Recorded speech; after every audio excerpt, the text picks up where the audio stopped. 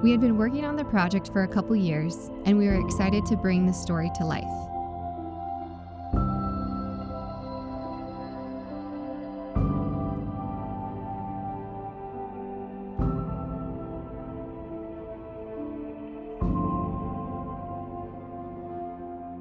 We had an opportunity to meet with a producer, and I was like, this is our shot. Like, this is awesome, because we need more support. Like, we don't know exactly how to do all of the things, like wear all the hats, so it'd be so awesome if we got a team on board. I had a lot of expectation going into Seattle.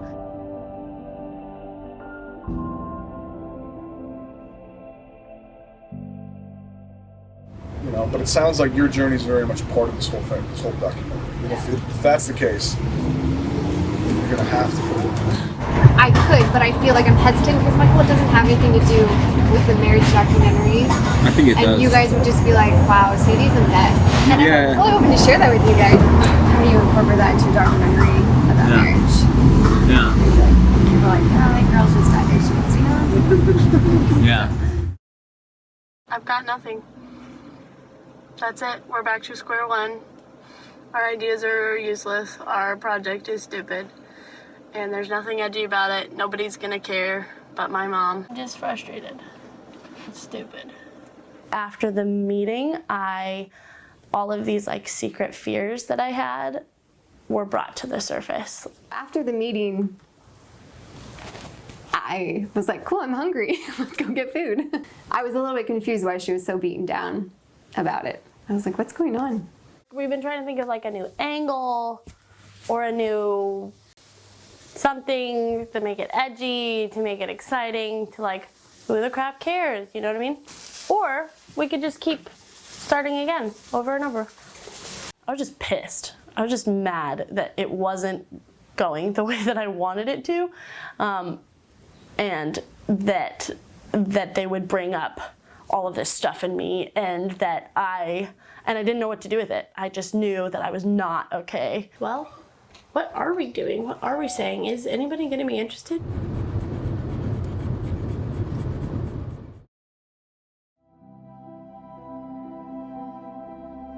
We were confronted with our own fears and insecurities.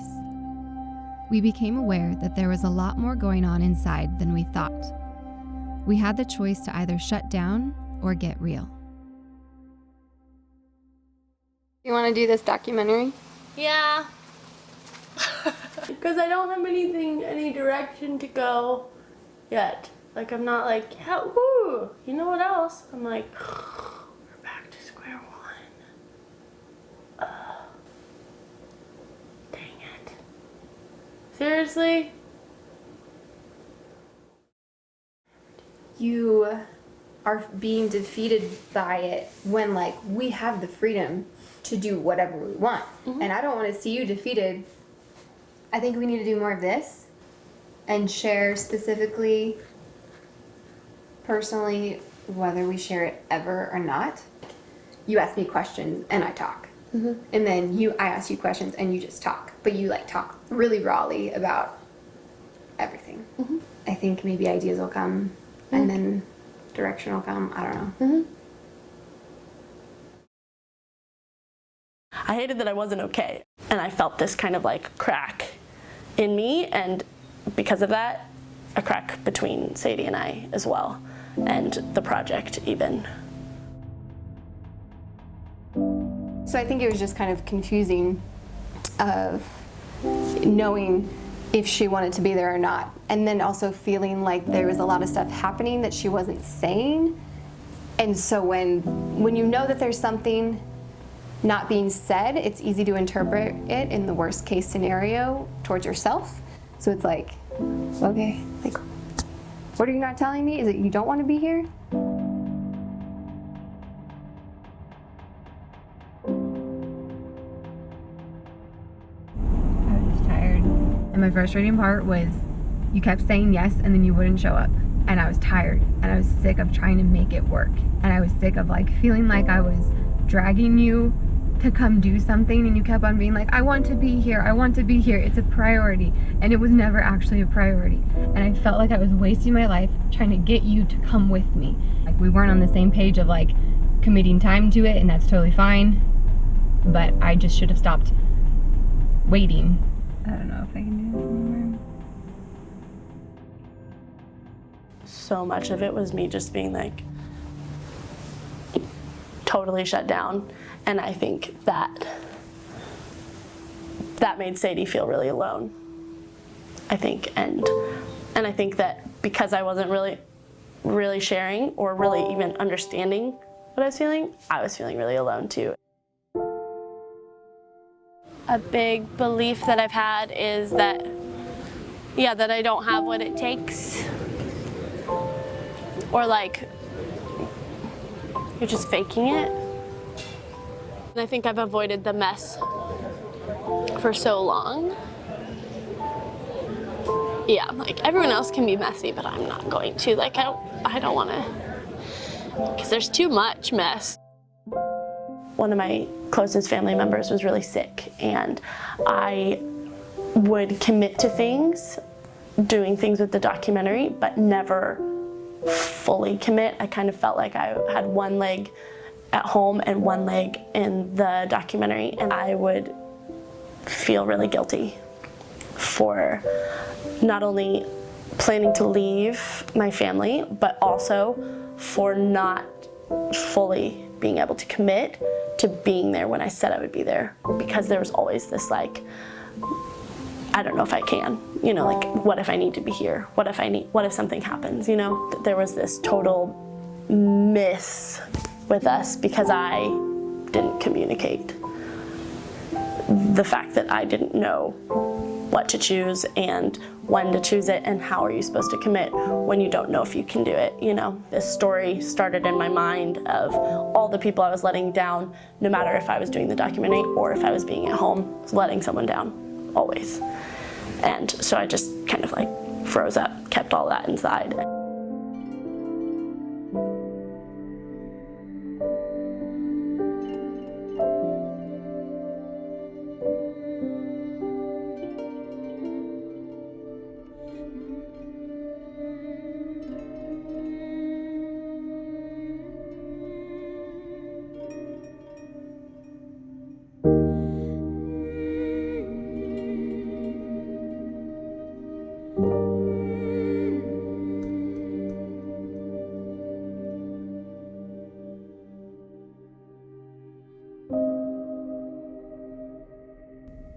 Honesty sought me.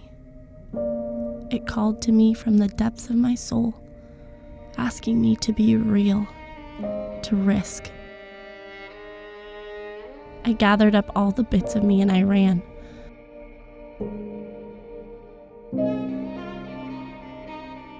I would deal with this mess on my own.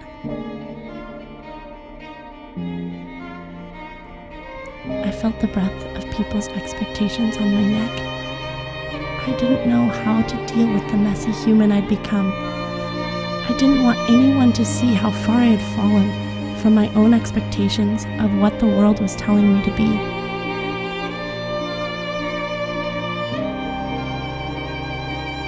I was so ashamed, too scared to show where I was, who I was, for what if they saw me and they left?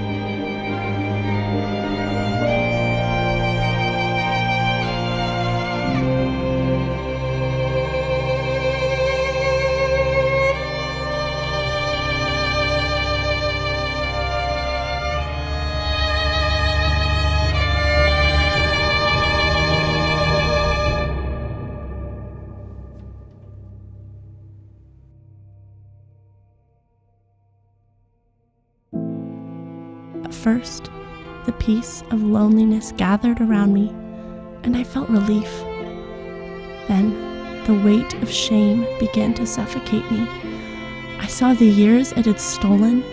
I saw the relationships it had taken, the ways it had blinded me from anybody but myself.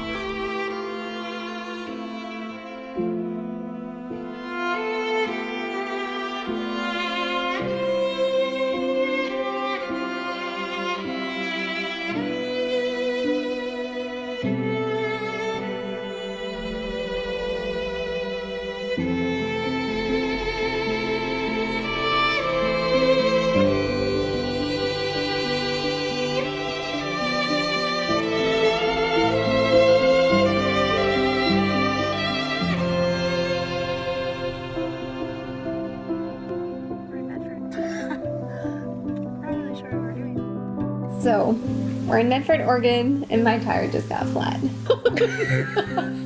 Can't look at you right now and be serious. And so hearing those things, I think that the core of every person is that we want to feel loved, we want to feel valued, and we want to feel that we are worth it. And that's just one of the things that has really stood out to me.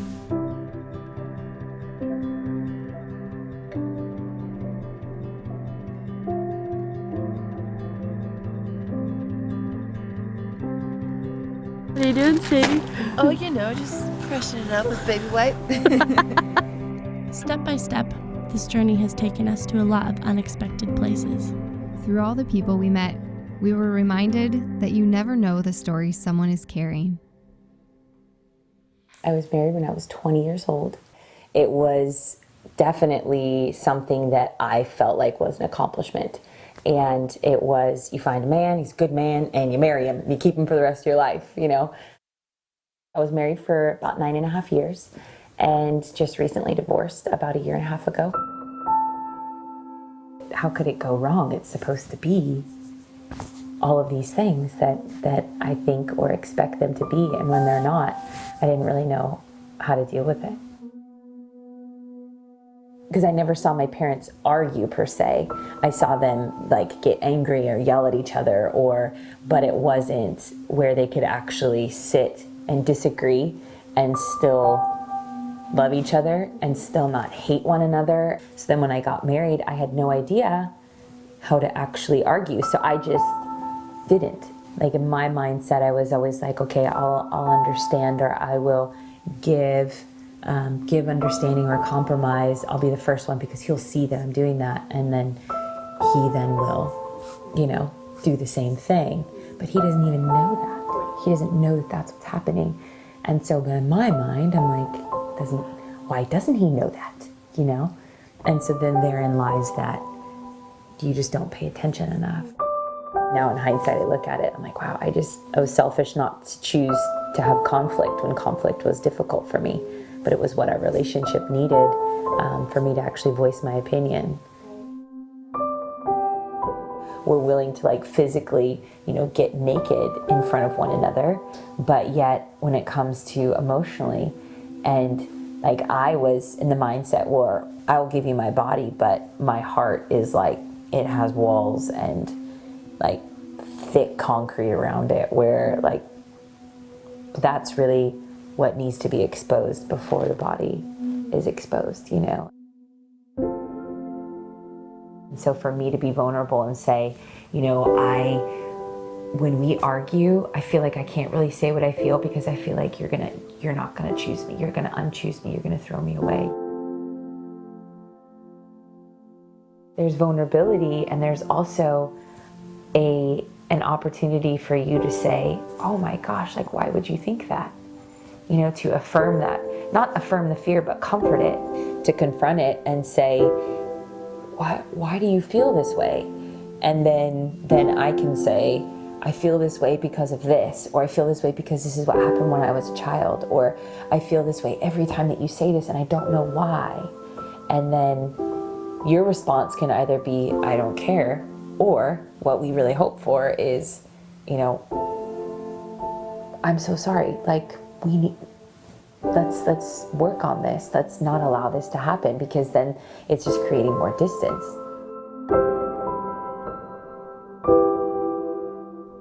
We all have stories and lies that we believe, feelings of not being good enough, and sometimes those stories aren't told. Sometimes those stories are hidden or unknown for different reasons, but we all have a story. He's older than me. He was 20 years older than me. So our relationship started when I was way younger. So I was 16 and he was 36 or something. It's just the huge difference, and so young, and I didn't know any better, and of course as soon as it started, everything, I just have to keep it a secret. That's what he was saying, hey, nobody can know, and yeah, out of all the shame and just the guilt, it's feeling like the worst person, because all the things that he will say, like gifts and things, and just like, hey, let's hang out and things like that. So little did I know that later on I was like, oh my goodness, I'm in this relationship that I cannot get out of. Yeah. I thought that it was gonna kill me, but it didn't. That was the first step. Just like say it out loud. I'm in a relationship that I know that I shouldn't be in or at. So I was just like, that's it. And that, just saying it out loud, allowed all this healing process to happen. What would you say to yourself when you're 16, or like to yourself kind of when you're caught up in the worst of it? Knowing what you know now. I'll say you're loved. You're loved. No matter what, you're loved. Knowing that my past or my mistakes are not defining me. They do not define me. So you have a voice. I guess that's what it is. I think there's so much power in getting your voice. Like, just like Naomi said, you have a voice. You have a voice in what you have to say and what you're going through. You're not alone. And understanding that and not being afraid to talk about it, and not like in a place where there's no judgment and feel like we have to have this perfect face on, we have to be, but that's so not what it's about. Like, we actually need to be able to speak freely and say, like, actually I struggle with that too. Actually, you know what? That was my story. Like, let's work together. Let's move forward together. It became my truth, when all along it was the biggest lie about me. It's actually really sad. The current culture is telling everybody a lie about what intimacy is. It's not even about marriage, but it's so much more. We are a nonprofit organization that educates on the harmful effects of pornography using science, facts, and personal accounts. If we don't talk about it as a society, it's just going to get worse and worse.